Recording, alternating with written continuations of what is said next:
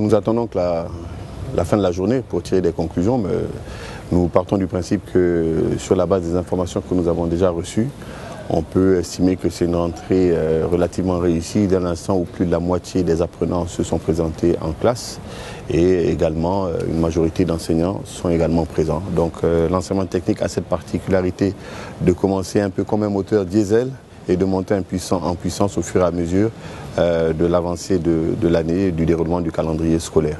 Et donc nous sommes satisfaits d'avoir initié cette rentrée scolaire et nous espérons que la suite du programme et du travail du département va permettre aux apprenants du système de terminer leur année dans de bonnes conditions.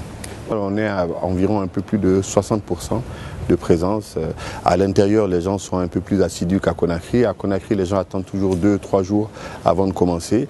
C'est assez classique, mais je pense que très bientôt, les classes vont être remplies, sachant que nous n'avons pas encore eu les orientations de l'enseignement supérieur en première année, ce qui fait que les classes ne sont pas au maximum de leur pourcentage, leur potentiel d'occupation.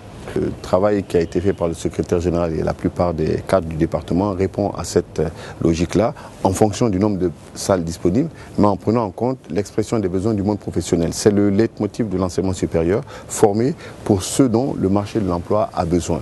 Bien entendu, cela doit s'appuyer sur des curricula de formation adéquats, sur un système et des matières d'œuvre propres à permettre la formation dans de bonnes conditions, mais le principe c'est qu'on forme pour ceux dont le marché de l'emploi a besoin. Nous avons déjà fait beaucoup d'efforts en ayant des armoires électroniques.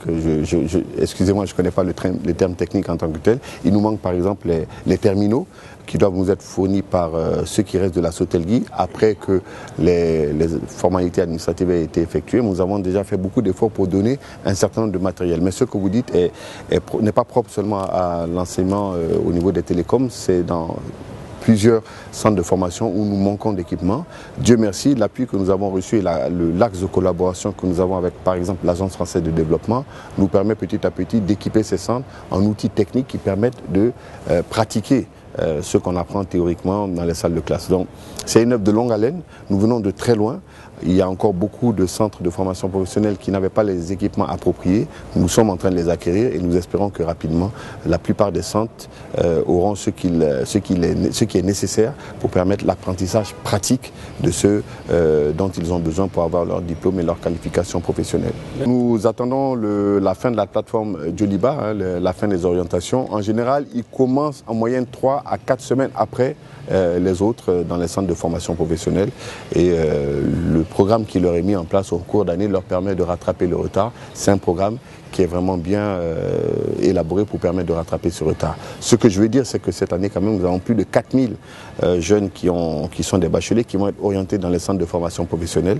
Ceci est très, très encourageant pour l'engouement que nous comptons impulser à la formation professionnelle. Et je suis heureux d'annoncer ici que nous venons également d'avoir une bonne nouvelle au niveau de la Banque islamique de développement. En plus de des écoles régionales qui sont financées par le Fonds saoudien de développement et la BID vient d'accepter encore de financer la future école régionale de Kindia. Au cours de l'année 2017, nous procéderons aux formalités administratives de publication des DAO et donc ça va encore augmenter la capacité d'accueil de l'enseignement technique. Merci beaucoup. Merci.